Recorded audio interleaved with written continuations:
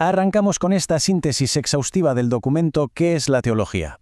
Hoy vamos a diseccionar una palabra que nuestra sociedad da totalmente por sentada, pero que a decir verdad esconde un abismo de complejidad.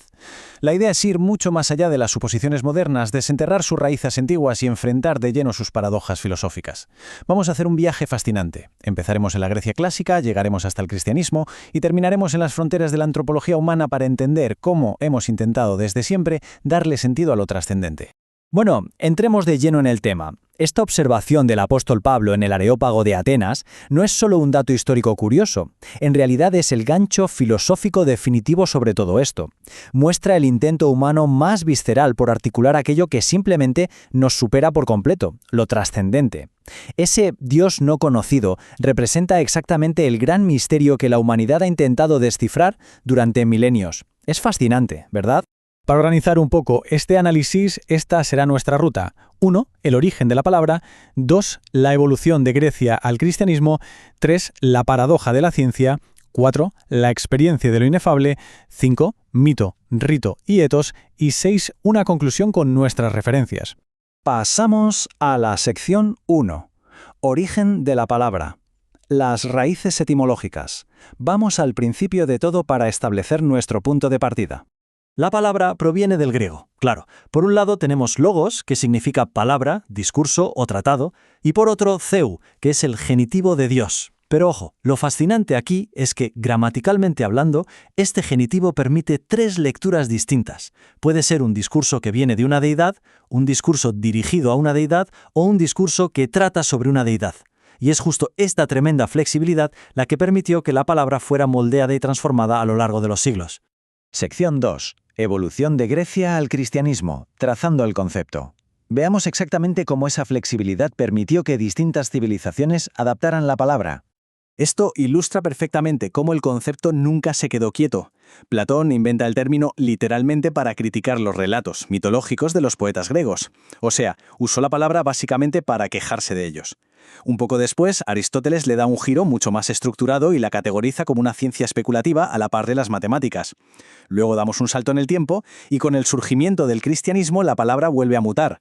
Primero se usa como una herramienta de defensa en el siglo II y después se consolida como toda una ciencia dogmática, ya con tesis, desarrollos y escuelas de pensamiento.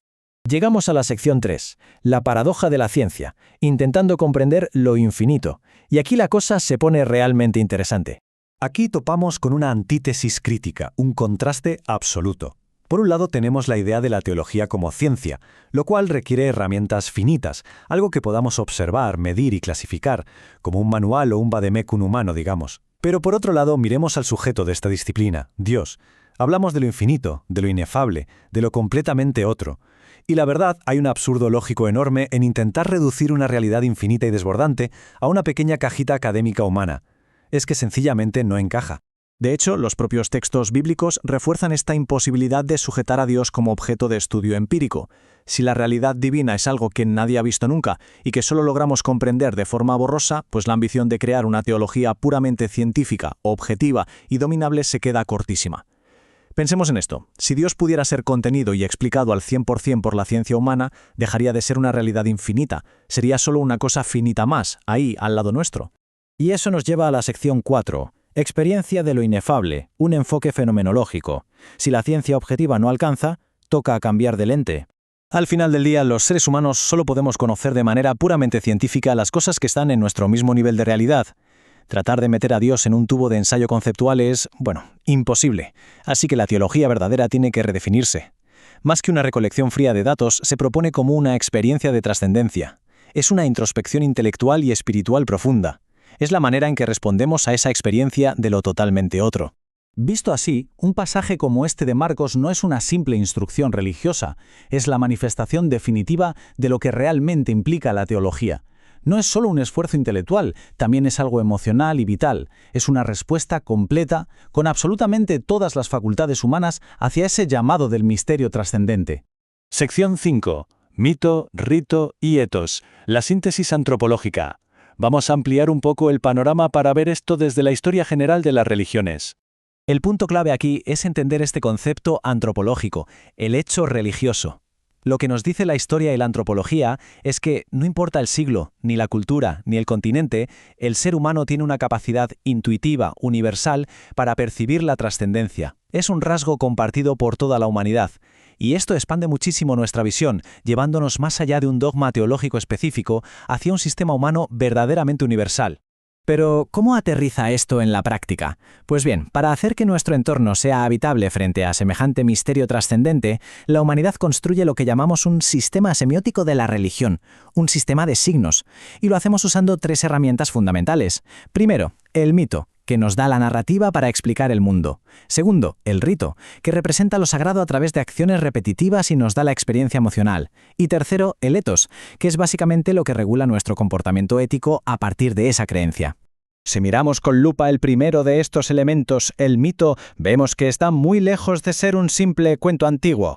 Tiene una estructura tripartita impecable y brillante. Su dimensión narrativa sirve para explicar los eventos fundacionales y crear ese mundo primitivo ideal. Luego su dimensión funcional es la que establece las normas sociales y legitima nuestras leyes. Y finalmente, su dimensión psicológica nos ayuda a ordenar la mente, dividiendo nuestra realidad diaria entre lo que es sagrado y lo que es profano.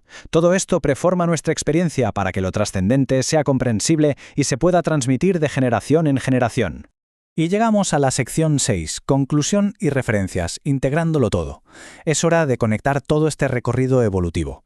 Por supuesto, toda esta síntesis se apoya en los gigantes del pensamiento que nos precedieron, desde los griegos como Platón y Aristóteles que moldearon el lenguaje, pasando por los autores bíblicos que entendieron perfectamente la inefabilidad divina y llegando a pensadores más modernos como Fraser y Comte o figuras clave de la antigüedad como Plutarco y Justino Mártir. Ellos nos ayudaron a entender cómo el ser humano ordena culturalmente sus ritos y su intuición. Es esta tremenda amalgama de visiones la que sostiene nuestra comprensión actual de la teología. Y para cerrar este análisis queda sobre la mesa el gran enigma final del fenómeno religioso. Si ya hemos establecido que la percepción de la trascendencia es una sola, algo profundamente arraigado en la antropología de todos nosotros, ¿cómo explicamos la gigantesca e impresionante diversidad de dogmas y ritos a lo largo de la historia? ¿Cómo convive esa única capacidad universal de percepción humana con posturas teológicas tan diferentes? Es sin duda una paradoja fascinante que redefine cómo entendemos nuestro intento por alcanzar lo infinito.